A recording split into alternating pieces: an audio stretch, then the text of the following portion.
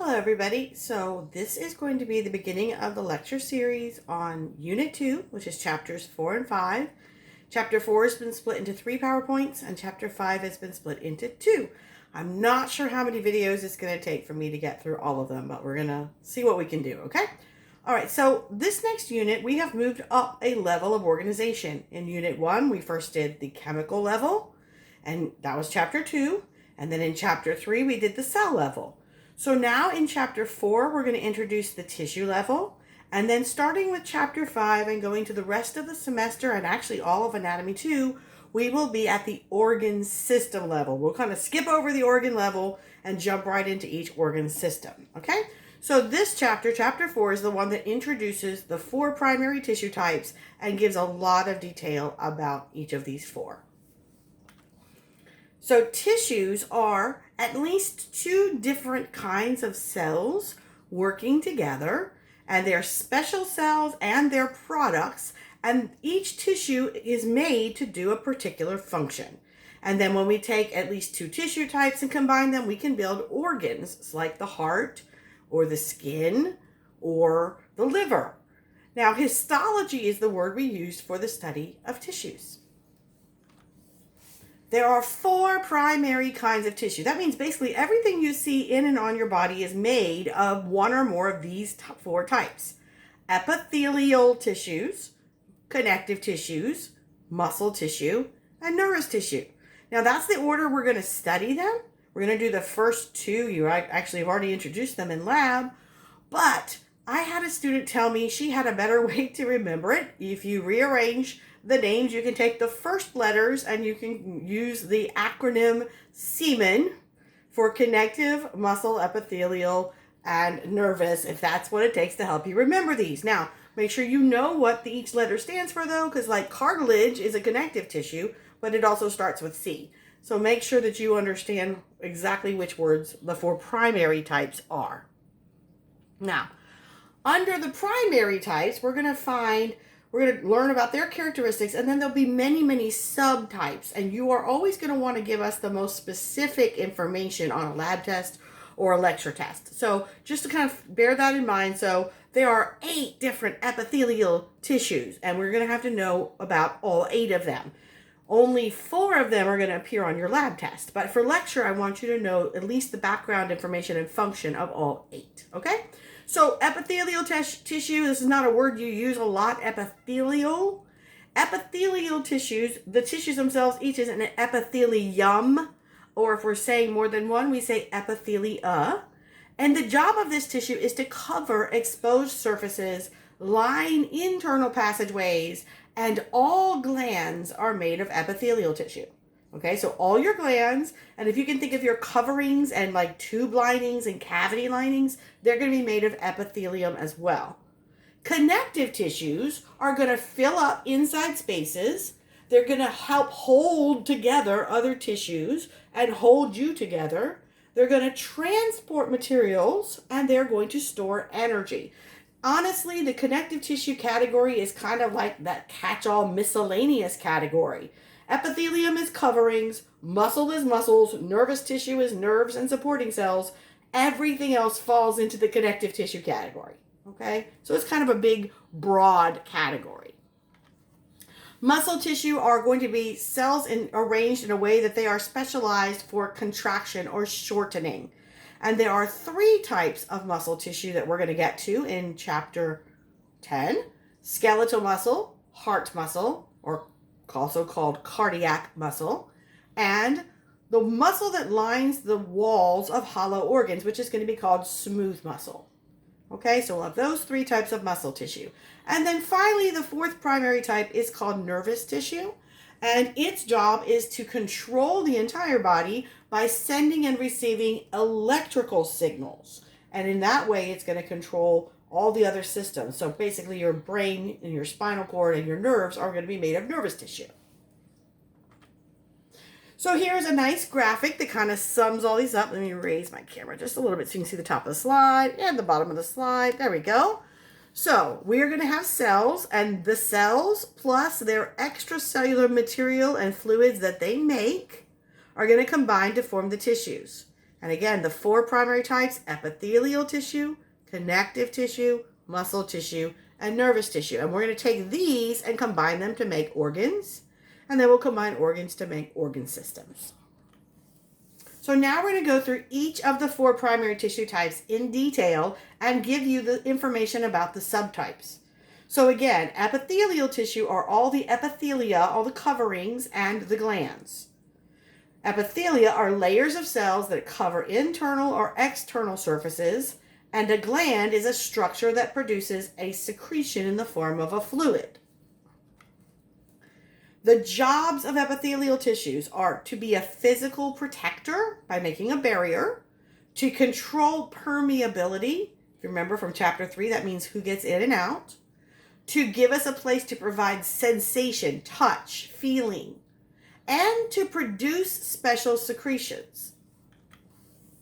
Now, epithelia have certain characteristics that are not in the other tissues, and these are what they are. Number one, they have polarity. That means there's a top and a bottom to the tissue. Number two, cellularity. We have to hook the cells to each other because the tissue is almost only made of cells.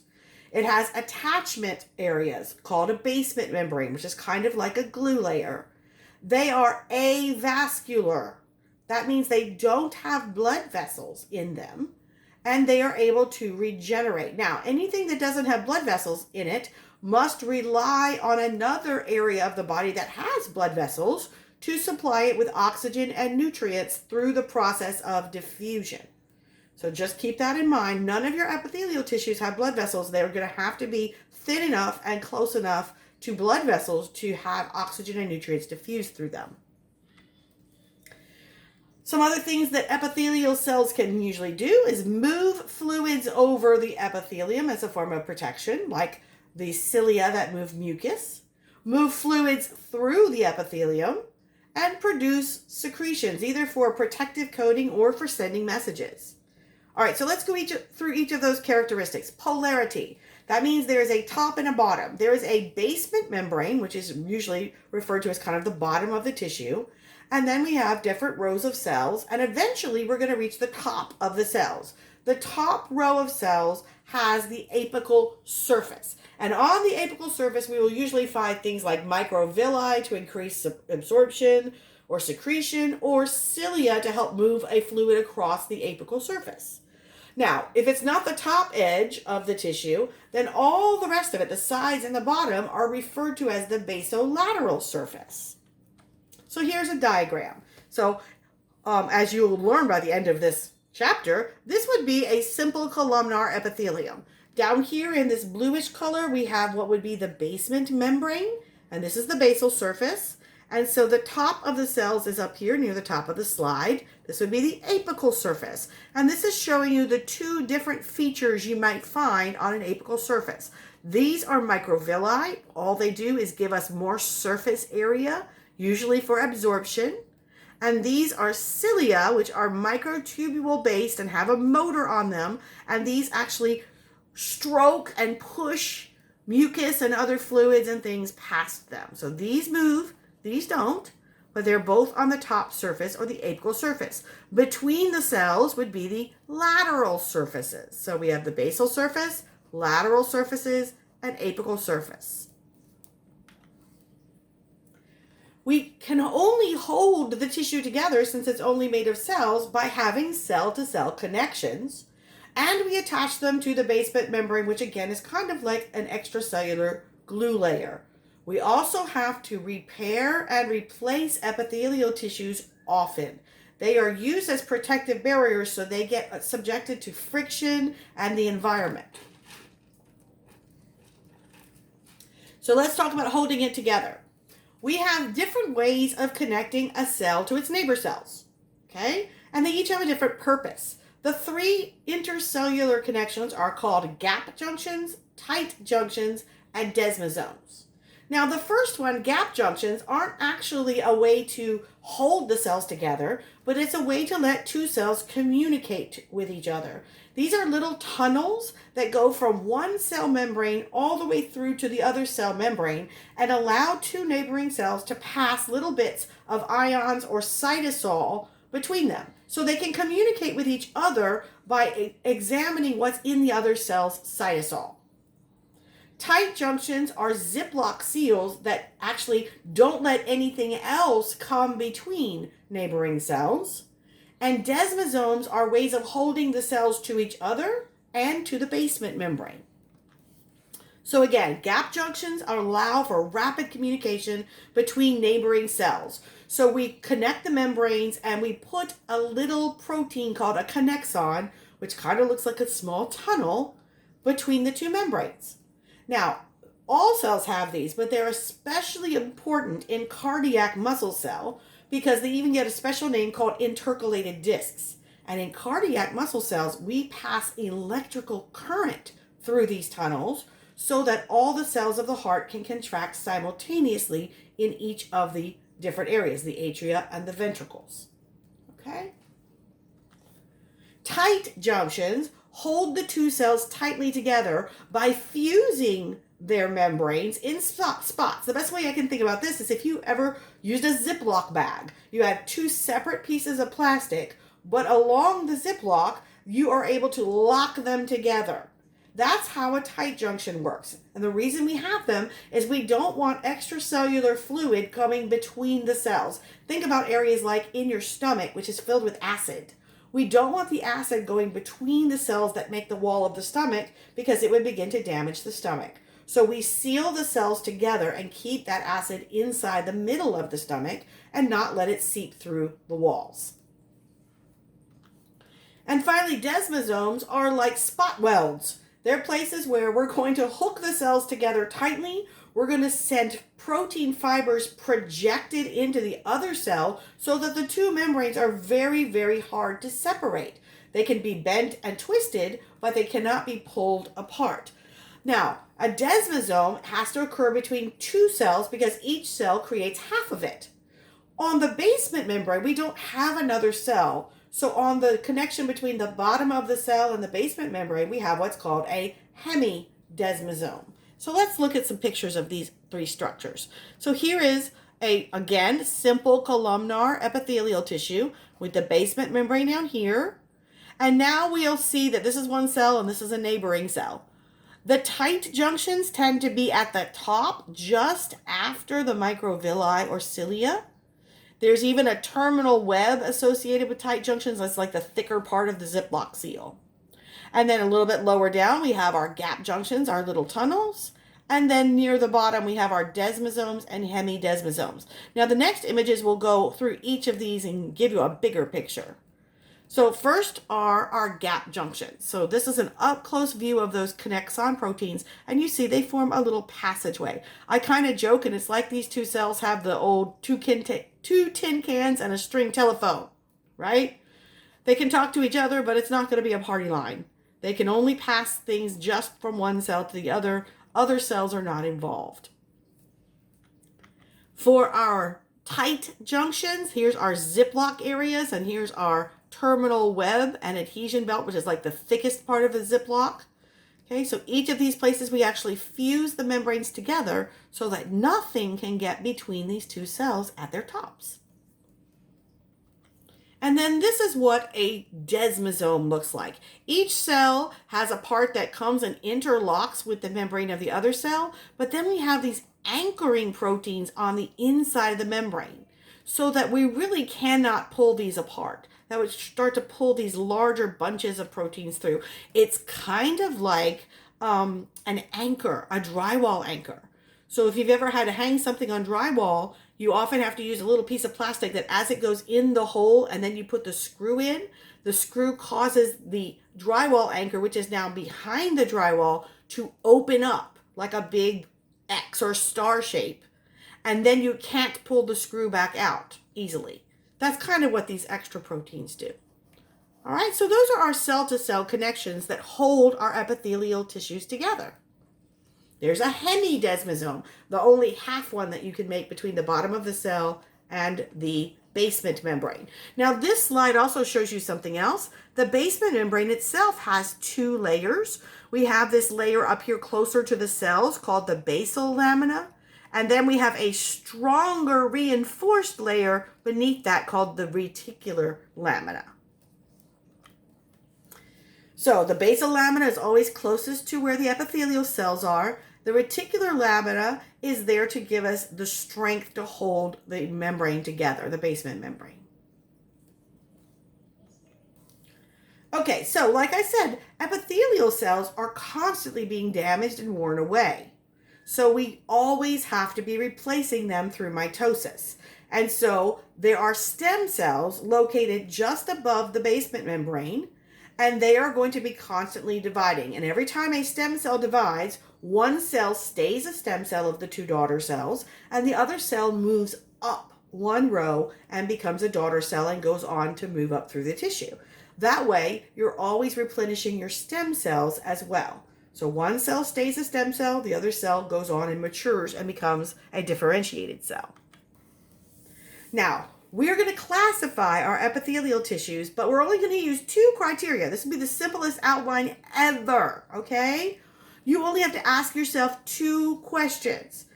Starting at the basement membrane and going up to the apical surface. Remember, that's the free surface where the tissue ends. The first question you ask is, how many rows of cells are there? Okay, that would be number two criteria here. If there's only one row of cells, you call that tissue a simple epithelium. So simple will be the first half of that tissue's name. Okay? If there's any more than one, all the way up to infinity, you're going to say it is a stratified tissue.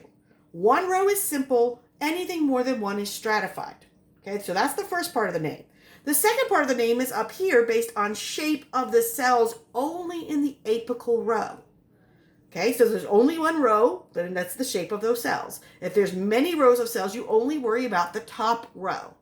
And the three shapes are squamous or squamous, you can say it either way, which are thin and flat, cuboidal, which are kind of square, and columnar, which are tall, slender rectangles.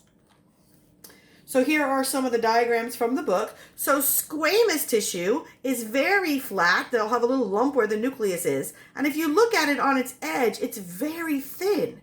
Now we use simple squamous epithelium where we want to have diffusion happen between two different areas. Because there's not a lot of distance, those items will have to diffuse through. So if you looked at it on the edge, it would just be a very thin line. But if you looked at it from above, it would kind of look like a tile floor.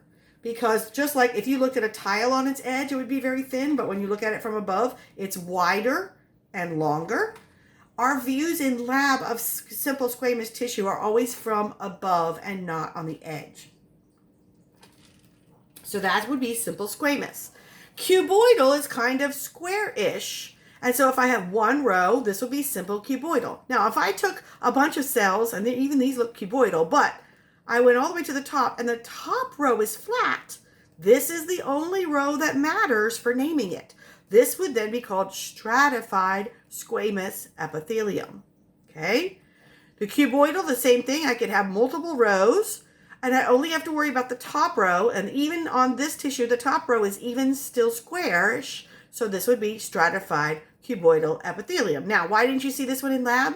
Well, it's relatively rare in our bodies. It's only around certain sweat gland ducts and mammary gland ducts. So we just made you look at simple cuboidal and not stratified. So you will not be answering stratified cuboidal on your lab test. Got it? I hope everybody heard me. Okay. Columnar tissue is tall and skinny. Now, let's go back a slide. The nuclei for cuboidal are kind of rounded in the middle. The nuclei for squamous look flat from the edge but look round from above.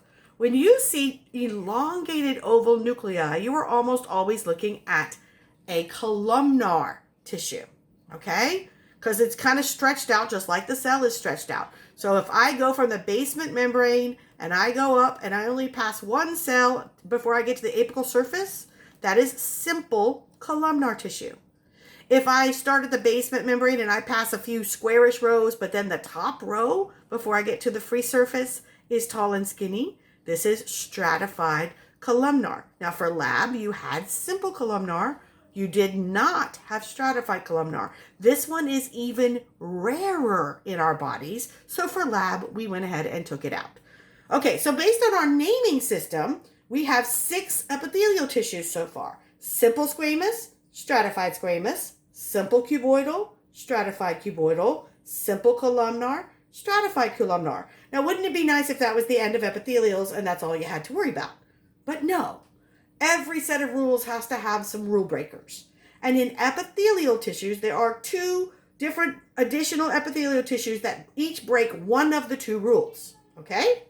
So the first one, I guess we're going to go back. Sorry, I forgot where my slide was. This is just going through the different tissues and telling you where they are and what they're good for. Yes, this will be part of your test. So squamous epithelium, for simple squamous, it's good at diffusion.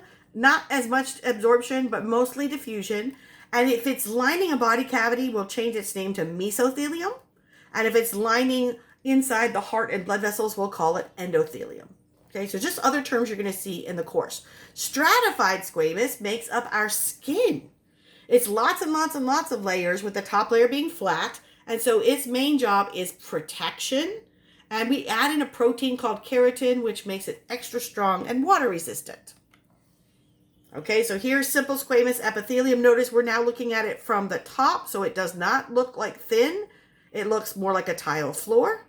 Okay, and this is coming from the lining of the peritoneal cavity. So you know this is since this one looks like it's on the wall, the visceral peritoneum. Okay, stratified squamous is like lining your mouth or on your skin. The basement membrane starts at the border here and goes all the way up. The top row is flat. This is stratified squamous. Notice I say no for lab test, no for lab test. I'm talking about these photomicrographs. Okay, there are only 4 of the epithelia you have to know for the lab test. I marked them in this PowerPoint as well. Simple cuboidal is good at secretion and absorption. It makes up most glands and parts of kidney tubules, and especially the ducts of glands. Stratified cuboidal, relatively rare. Ducts of only a few sweat glands and mammary glands, which make breast milk. And here is what simple cuboidal. So if you have a tube, if you cut it directly across like that, it would be a small circle of cells. But if you catch it like on a long part, you would see an oval of cells. It's still a tube. We're just cutting it in a little different way, right? So if I see, here's my basement membrane, and I go 1 cell, and then I'm in the lumen, the open area, this is simple cuboidal tissue. So this would be one you have to know for lab test. Here is what stratified cuboidal looks like. At most, you usually only get 2 rows of cells between the basement membrane and the lumen, and the lumens are much smaller in stratified cuboidal. Okay, so here's one of our oddballs. Transitional. What rule does it break? It breaks the shape rule because it's a shapeshifter. When it is not under pressure, it looks very cuboidal in shape. It would look like stratified cuboidal. However, as you apply pressure to it, it starts to flatten out. It starts to look like stratified squamous. So it transitions between stratified cuboidal and stratified squamous, so they called it transitional. And it's only found in one place in your body, and that is your bladder. Your bladder's kind of like an empty water balloon, and as you fill it with urine, it blows up. So you can imagine how this tissue would get stretched. And then when you urinate, it relaxes and it gets unstretched. Now, so you have it in your bladder and in your ureters, which are the tubes that lead from your kidneys to your bladder. So an empty bladder has these nice puffy rounded cells. Okay, this is what they would look like under the microscope. If we fill it up with urine, they tend to flatten out. So again, they call this transitional epithelial tissue. This is not one of the ones you have to know for the lab test, but you have to know where it's found and what it does for the lecture test. Okay, the columnars. We have our simple columnar and our stratified columnar, and then we have another oddball, which we'll get to in a minute, okay? Simple columnar, 1 row of tall skinny cells between the basement membrane and the apical surface, is good at absorption and secretion, and you're going to find it in the small intestine, large intestine, and stomach. Let's skip down to the bottom to stratified columnar. relatively rare. It does give us an extra layer in certain areas that might come into friction, like the pharynx, the anus, and the urethra. So these are all openings of tubes that go to the outside of the body that may end up having a little friction associated with them. So we put a couple of rows of stratified columnar here. Now let's go to this middle one. Pseudo-stratified columnar. Pseudo is a prefix that means false. Now, falsely stratified. This one is an oddball because it breaks the number of rows rule. Normally, it's easy to tell how many rows of cells are between the basement membrane and the free surface. Pseudo-stratified columnar is, in simple words, a hot mess. It's really hard to determine how many rows are there, but if you really trace the cells, there's only one row. So it looks like multiple rows, but it's actually only one row tall. Places that you're going to see it are in your nasal cavity, trachea, and bronchi. This is the tubes that lead from your trachea to each lung. And these are the ones that usually have cilia because your entire respiratory tract is going to be pushing mucus. And we use the cilia to take the mucus from the lung area upwards, up back into the back of the throat. So here's our simple columnar. It's very easy to tell that from the basement membrane to the top, I only pass one long, tall, skinny cell. This is what it would look like in your lab, right? No for lab test. This is what pseudostratified looks like. And I know you're going to say, but wait, there's got to be more than one row of cells. They're just all twisted around each other. So no, there's actually only one cell from here to here, and it has cilia on the top of it. So this is why we call it pseudostratified. This is also why we did not put this one on your lab exam. Okay?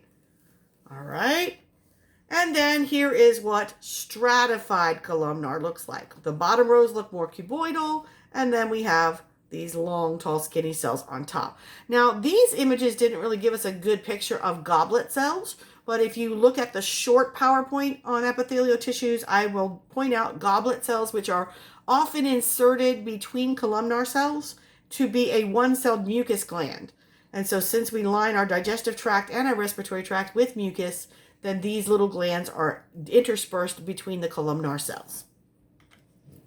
Okay, so those are the epithelia parts of epithelial tissues, but there are also glandular parts.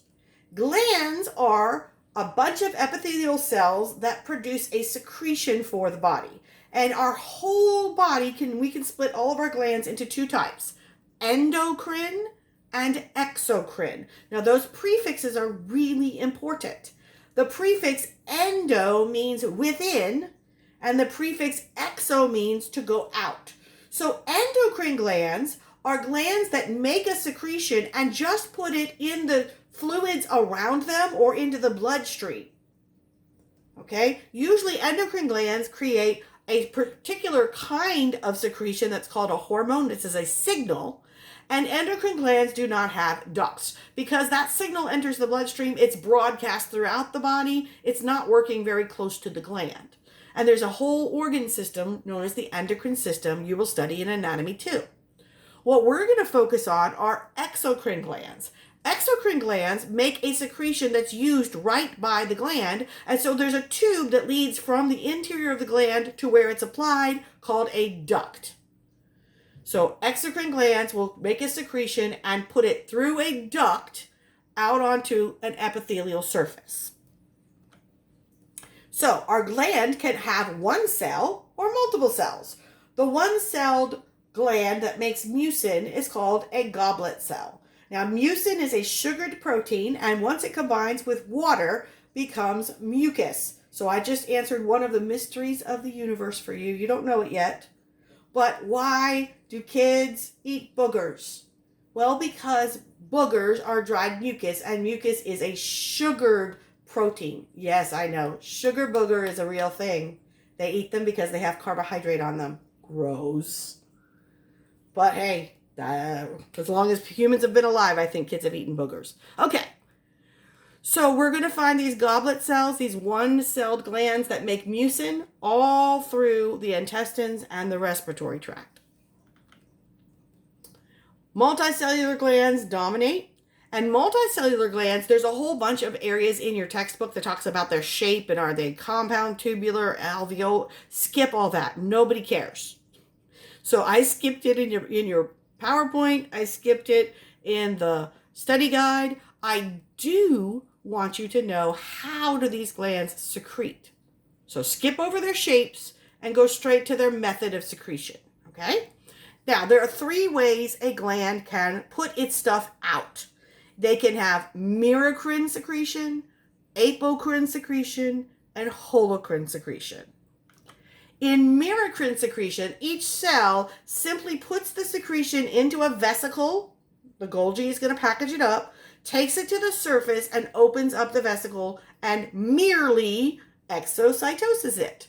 Notice merely, merocrine. This is used in merocrine sweat glands or in salivary glands. So you see some cells here. They're making a secretion. The Golgi has put it in a vesicle, and they just simply go bloop and spit it outside the cell. The cell is fine. Nothing changes for the cell. That's merocrine secretion. The second way is called apocrine secretion. Now, apex is a word that means the top, the peak. So what these cells do is, instead of making lots of little vesicles, they use the entire top of the cell as one giant vesicle. And so they'll fill the top of the cell up with the secretion, and then the whole top of the cell comes off. That means that mixed in the secretion would also be plasma membrane pieces and other bits, proteins and lipids. Now, secretions that have more membranes in them are going to be higher in fat content. That's going to be important when we get to the sweat glands, okay? But for our example, we're going to talk about mammary glands. So mammary glands use apocrine secretion. That means in the breast milk, in addition to the proteins and sugars that are made as the milk, each cell is also giving up a lot of membranes. So breast milk has a high lipid or fat content. Okay, the final kind is called holocrine. These are the kamikazes of glandular cells. Instead of just losing half the cell, the entire cell fills up with the secretion and bursts. The cells kill themselves in making the secretion. That means that these secretions have even more lipids in them, lots of proteins, and even whole organelles in the secretion. Now, these are going to be used by your sebaceous glands, or the oil glands in your skin associated with hair follicles. So the cells will make their secretion, they'll go to the top row, and then they will just explode. Okay, now when we're talking about the exocrine glands and what kinds of secretions they have, there are 2 basic types. There are watery secretions and mucus secretions. Serous glands, like we saw in the serous membranes, only make a watery secretion. It doesn't have mucus in it. It's just a very liquidy, watery kind of stuff that's between the 2 layers, the visceral and parietal layers of a serous cavity. Mucus glands obviously make a mucus secretion. And then we actually have some glands that are mixed.